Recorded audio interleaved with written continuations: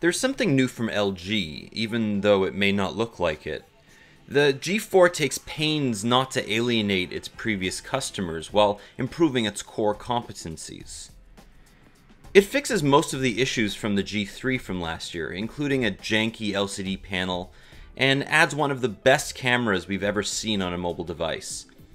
It also adds Android 5.1, the first implementation we've seen outside of the Nexus line. But is it a good phone? Sporting a 5.5-inch QHD panel, LG says this is the most accurate mobile display ever created. But putting it next to, say, a Galaxy S6 makes me question whether accuracy is the ultimate benchmark. I mean, don't get me wrong, I love the screen here, and nobody's going to complain about it. But it's, in my opinion, a little cool, and I like the Galaxy S6's screen just a little bit better. The G4's design stays relatively unchanged from the G3, but there are some nice subtle design changes, like the slight top-down curve and improved rear power buttons. It's still something people will have to get used to, but don't let the rear button scare you away. It only takes a short time. Running Android 5.1, the software looks like a mix between stock Android and TouchWiz. But the major takeaway here is that this is a big improvement over Lollipop on the G3.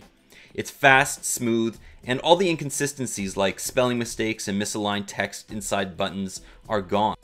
Forgoing the overheating Snapdragon 810, the G4 runs a Snapdragon 808, which uses the same cores less too, and there's really no difference in terms of performance here. Inside the camera, we have one of the best manual modes I've ever seen on a mobile device. It's just a fantastic experience, and the photos that LG captures with this device are incredible. You really have to see it to believe it. Much of that success can be attributed to the f1.8 lens, which adds a real sense of depth and excels in low light shots.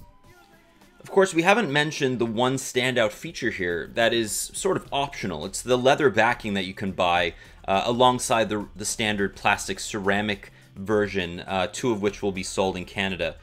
The plastic is a little bit, I'd say, old school compared to newer devices like the iPhone 6 and Galaxy S6, but it does allow you to have a removable battery, a 3000 milliamp hour cell, which lasts all day, and I had no problems reloading very quickly with quick charge.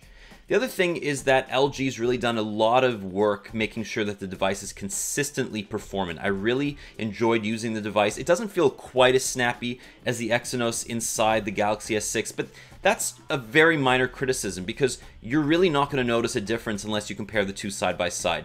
LG's made huge improvements overall in software and hardware, and if you're looking for a large device that's going to hit all those check marks like speed and battery life and camera, I think the LG G4 is probably your best bet until something new comes along.